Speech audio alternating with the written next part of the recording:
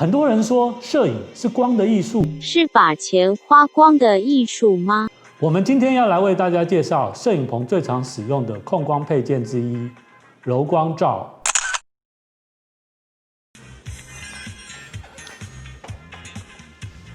Hello， 大家好，欢迎收看天空摄影研究所，我是 Sky。很多人说摄影是光的艺术，是把钱花光的艺术吗？所谓光的艺术，就是摄影师利用光线来表现出物体的质感，或者是环境的氛围。我们今天要来为大家介绍摄影棚最常使用的控光配件之一——柔光罩。大家可以看到有各种不同尺寸以及形状的柔光罩，像这种比较大型的或者小型的，还有呢，就是这种长形的，还有这种圆形的。从字面上的意思，大家直觉一定会觉得柔光罩打出来一定就是没有影子，所以我们又叫它无影罩。但是实际上使用它还是会有影子，只不过这个影子是一个模糊的渐层。我靠近背景，大家可以看一下，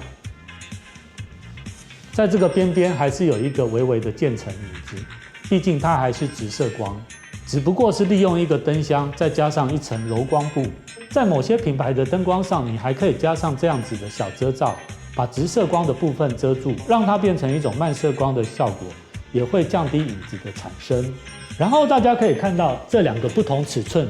的柔光罩，一般来讲，越大的柔光罩效果越好，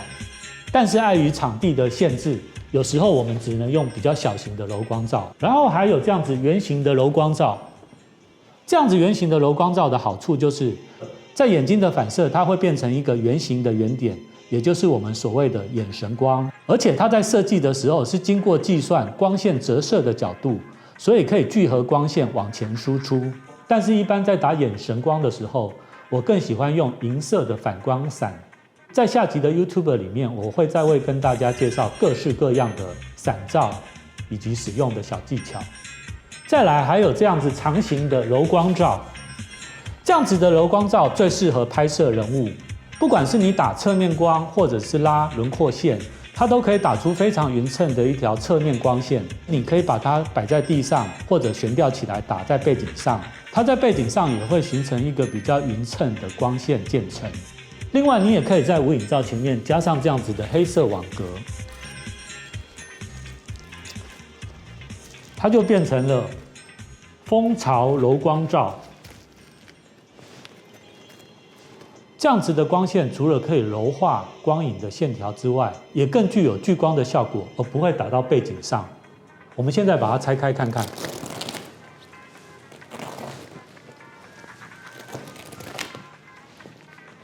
大家看到了两种不同的效果了吗？一般在使用柔光罩的时候，我喜欢把它当作顶光来使用，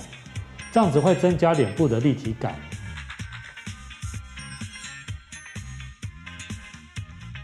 或者是打到背后，大家现在可以看到我头顶上的发灯出来之外，另外我两边肩膀的肩线也变亮了，但是我的脸部是没有吃到光的。打在顶部的时候，比较需要注意到的是脸部的光影问题，很容易因为角度的关系而造成了眼袋或者是颈部这边的纹路太深。在下集的 YouTube 我也会介绍其他的控光配件来做补光的辅助，修正这个缺点。但是打在顶部，鼻子的线条就会更加立体，眼神也会更加深邃，整体看起来会更有立体感。而且因为人类的视觉习惯，所以当光线从上面下来的时候，会觉得非常的自然。这也是很多人喜欢的布光方式。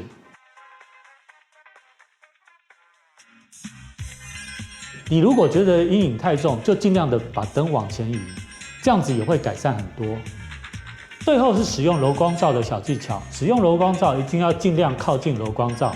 当你距离越远，它的效果就不见了，变成只是一支普通的灯光。使用柔光罩的概念，就像你在描图纸上面打一支光，这个描图纸是比较靠近被摄物，还是比较靠近灯光呢？这两个效果是完全不一样的。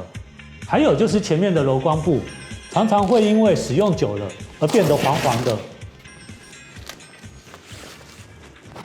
所以很多人在使用柔光罩的时候，会觉得色温降低，其实这是因为柔光布用久变黄了。